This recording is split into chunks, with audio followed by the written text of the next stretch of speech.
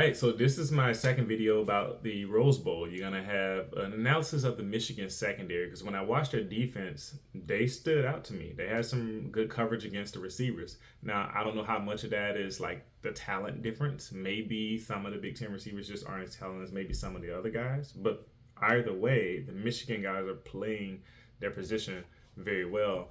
And I'll show you what I mean immediately by let's get into an interception. So we're gonna go to the Michigan versus Ohio State game, and it's in the first quarter here. 7 minutes and 41 seconds left. It's 1st and 10, fairly early in the game. Kyle McCord takes the snap here against Michigan. Michigan's playing looks like just man coverage across the board. And what happens is that the Michigan cornerback Will Johnson, who I think is number 2, he's playing against Marvin Harrison here. And on this play, it looks like a simple in route from Harrison. I keep wanting to say Maserati Marv because I heard that so much on the broadcast, and I'm like, I don't want to say that, but now it's stuck with me. The hype is now there. No, but Marvin Harrison's great, but he's running an in route here, and to be fair, this in route is it's not that sharp. I think Marvin Harrison's used to using his body and positioning well, but on this particular play, he didn't quite do that well, and Kyle McCord still threw this ball. And I don't think he should have. He just kind of rifled it in there anyway, even though the DB kind of sat on this route. So Will Johnson did a good job of he started out directly on top of Marvin Harrison and kind of played inside leverage. So the fact that he played inside leverage, when the ball was snapped, look at Will Johnson's foot. He kind of takes one step over just a little bit, and he's now inside leverage of Marvin Harrison. That should have told Kyle McCord immediately, don't throw that ball. Because the DB is basically saying, I'm sitting on the inside hip of this receiver and I'm going to take out any in-breaking routes. And what does Marvin Harrison do? Run an in-breaking route. An in route runs 5 yards up the field and cuts inside. And Marvin Harrison knew that this play wasn't going to work because, as I said, he kind of ran the route a little, now I wouldn't say lazily, but he knew that this play wasn't going to get open. He knew that his route wasn't going to get open because of the way that the DB sat on the inside leverage. If anything, Kyle McCord and Marvin Harrison should have been on the same page and said, hey, transition that to a fade route, and we're going to throw a one-on-one jump ball. But Kyle McCord still threw this ball. Will Johnson read it perfectly. He's sitting there waiting on the ball, steps out in front, jumps up to catch the interception over Marvin Harrison there, and the rest is history. He gets a nice little 10, 15-yard return. Good play by Will Johnson. So like I said, good secondary play. We're going to go to the next one. It's another matchup between those two. You got Marvin Harrison and you got Will Johnson. This time, though, Marv catches the play. He catches it, but Will Johnson's still in good play. So position. First quarter, 4 minutes and 8 seconds left, and it's the 3rd and 4 play. So it's a third down. They're trying to get a conversion here. Michigan's up 7-0. Kyle McCord's going to take this snap, and Marvin Harrison and Will Johnson are kind of running from the slot. So Marvin Harrison's in the slot and Will Johnson's following him around the field. Will is kind of playing off a little bit, about 1, 2, 3, 4, 5, 6, 7 yards basically on this 3rd and 4. And that also should have let Kyle McCord know not to throw this route. Because if you see the route, what they're basically running is like a fade from the slot. So basically Marvin Harrison gets the room to start inside naturally by being in the slot and then kind of make his go route fade toward the right sideline up the field. So basically gives him a lot of space to work with, a lot of room for Kyle McCord to throw this ball out in front up the field. And so actually what happens is that it's funny I say he shouldn't throw the ball, but Marvin Harrison it's a shot play. It's what you do. But the way he threw it is a little interesting because it still ended up behind. It ended up being almost back shoulder, which I don't know if he intended to throw that way, but that's the way it worked out. And Marvin Harrison caught the ball. But if you look at Will Johnson, he actually, let's go back and look at his footwork, right? So he's playing outside leverage on this play. So funny enough, it's interesting that Marvin Harrison was actually able to get to the outside of him, even though he started out with outside leverage. But what happens is that Will Johnson started his play, he actually takes a step toward the outside a little bit to kind of stay in front of Marvin, make sure he doesn't get to the outside, and he kind of shuffles his feet with him a little bit. But then Marvin Harrison makes a nice little cut to get to the outside, and he's able to just kind of run past him. And when I say past him, more like able to run past him toward that right side, meaning that he now has that space to get up the field on that angle. But if you look at Will Johnson, he's in his hip. Like, he didn't leave Will Johnson. Like, he's there. It's just that the ball was thrown in such a way where Will Johnson wouldn't have had time or room to actually come back to this play and catch it. So it was well done. A nice thing that what he did there. And like I said, Michigan's cornerbacks, or at the very least, Will Johnson so far is what I'm showing you. They actually play sticky man coverage. He's running with the receiver. He's not afraid to use his technique the way he's supposed to, and that's a good play by them. So we are going to go on to the next play. It's a lot of Will Johnson. I just realized that. Basically, all these plays, there's like 3 plays from Will Johnson and 2 by Rod Moore in the secondary. But if you notice, all of them, they tend to stick with their guys pretty well. But on this play, it's another by Will Johnson. The Marvin Harrison Will Johnson thing really caught my attention. But it's Michigan 14, Ohio State 10, second quarter, 1 minute 19 seconds left. It's the 1st and 10 play. Will Johnson's at the top of the screen this time in that stack formation. But this feels more like maybe like a zone, maybe like a cover 3 potentially. It's hard to say with kind of how some of these guys moved as they kind of ran up the field, but I'm thinking it's more like a zone. And so Will Johnson's probably thinking that I'm going to have some help over the top, because he doesn't just run directly with Marvin Harrison. He's kind of like watching the quarterback's eyes and kind of shuffling back up the field at the same time.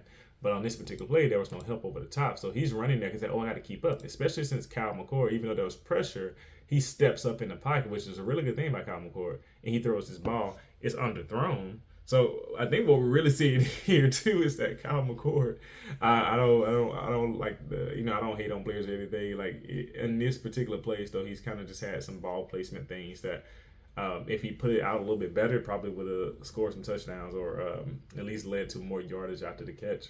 And so Will Johnson didn't have to catch up here because his ball's going up the field, and of course he commits a pass interference. But even in that zone where he's not really playing the guy one-on-one, Marvin Harrison doesn't get too far away from him. So I can tell that Will Johnson plays the position knowing what he's supposed to do, kind of confident in his technique, and not afraid to step up against like really good competition. So that's what I really respect and really have come to recognize from the Michigan secondary. A lot of their guys play like that. They're confident.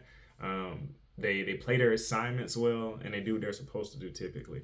I'm interested to see how Tommy Rees and the Alabama offense attacks the secondary of Michigan, or what type of plan they have. So let's go on to another play that's not Will Johnson, I promise. This time it'll be Rod Moore, who I think is one of the safeties, but kind of plays like a dime-like position, kind of does some coverage on receivers or tight ends when they come up or split out. And so on this particular play, later on in the same game, Michigan's up 27-17. It's the 4th quarter, 11 minutes and 11 seconds left, and 1st and 10. Rod Moore is near the top of the screen on the inside guy. He's on that number 4, who's coming out of the backfield, kind of playing that H-back position. Like I say, he's a safety that kind of plays tight ends or wide receivers when they split out and all the outside guys are covered. He doesn't do the outside coverage. He usually plays on the inside. That's usually what safeties do when guys are split out. So that's his guy he's watching. They're in man coverage here. So he steps up when the ball snaps because it's a play action. And he's watching quarterback a little bit. He sees his guy, but he doesn't take his eye off his guy. Look at his feet. He's keeping his feet moving. He's playing like the inside leverage here. So he's going to force this play, or he's going to make sure that he's ready for any type of in-breaking route. If the quarterback's going to throw the ball here, it's going to have to be to the outside and up the field. And that's what they do, actually. So with Rod Moore, he plays it. I like that he actually starts running up the field before for number 4 does, because he wants to stay on top of him. But that actually allowed for this back shoulder to kind of work out a little bit. But he's in good position, well-covered play, like physical as well. The guy caught it though. Number 4 Kyle McCord actually had some solid ball placement here. This back shoulder is where it needed to be. Maybe it could have been a little bit more toward the outside, but it was thrown a little bit behind to the right toward the sideline, and the receiver number 4 turns around, catches the ball. But Rod Moore was actually in good coverage. That's a good play. Like I said, this is a safety. Number 4 is not the most athletic person in the world, but the technique and doing what you're supposed to do is there. The footwork is there. Playing the ball is there. That's a good play. And this last play I'm gonna show you from the Michigan defense is you got Rod Moore in a different game this time. So it's not just the Ohio State game against Penn State. So Michigan's up 24-9. And Penn State is in the red zone. It's 3rd and 7, 2 minutes and 3 seconds left in this game. Rod Moore, I gotta find out where he is on this play, but he is kind of in the slot-like position against the tight end. Like I said, he doesn't cover the outside receivers. He doesn't have that type of athleticism. He's not that fast. He's not gonna have that agility, that hip movement, but he's gonna cover the receiver, the tight end number 84, who's closest to the right side of the line of scrimmage here. So that's basically the inside guy. Not quite the slot, but close enough in that stacked formation. Number 84 is in front at the bottom of the screen. And Rod Moore's up close on him in man-to-man coverage. They're going to play basically bump and run, man coverage on this 3rd and 7 in the red zone. I respect that, at least at that position, at that particular part. So Rod Moore's going to bump this tight end. But what happens is that the tight end actually defeats that press really fast. The tight end knocks down Rod Moore's hands, which... that's not the right technique, or it's like that your technique was defeated by a bigger, stronger guy. So the tight end runs past. So Rod Moore, I think the big issue is that he tried to stick his hands out without stepping forward here. So he kind of planted himself down, probably thinking the tight end was going to engage him directly and run straight at him. The tight end's like, no, I'm trying to get inside you to just kind of run up the seam into the end zone. So Rod Moore's like standing still and tried to lunge forward with his press when he should have stepped into the press and kept his feet moving to run with the tight end. Because if you try to lunge at a guy who's bigger than you, their body's just going to like repel you and knock you off. And that's exactly what happened here. The tight end just knocked his hands away, was able to get inside. Rod Moore's leaning, he's lunging. That's why he kind of fell forward a little bit. You saw his body kind of bend over. That's what happens when you don't move your feet with the press. And so 84 then is able to run right past him, get a yard or two of separation on the little seam up into the end zone, and that's an easy red zone touchdown. So what that tells me about Rod Moore is, like I said, he knows what he's supposed to be doing. Like I said, he's confident, but on this particular play, he just had the wrong technique. His footwork wasn't right. But all the other plays of the Michigan defense I showed you, at least from that Ohio State game, they were on it. Their DBs are doing what they're supposed to do. They play leverage well, and I'm interested to see how well they do against the Alabama receivers. Alabama receivers haven't gotten as much fanfare this year, or all the NFL draft stock hype, because obviously you can't have Jerry Jeudy, Jalen Waddle, Henry Ruggs, and Calvin Ridley, and Devontae Smith every year. But these receivers are still very talented and good, like Isaiah Bunn and Prentice and Jermaine Burton. They're really good receivers who can beat you. And I'm interested to see and don't forget about Amari Nightblack at tight end for Alabama, number 84. That's who Rod Moore would be paired up against. I'm interested to see what those matchups look like and how Tommy Rees schemes and what the Michigan defense does in response to those type of things. So let me know what you think. Do you think this Michigan secondary is very good? And do you think they maybe have an advantage, or at the very least provide a really strong matchup for the Alabama receiving corps?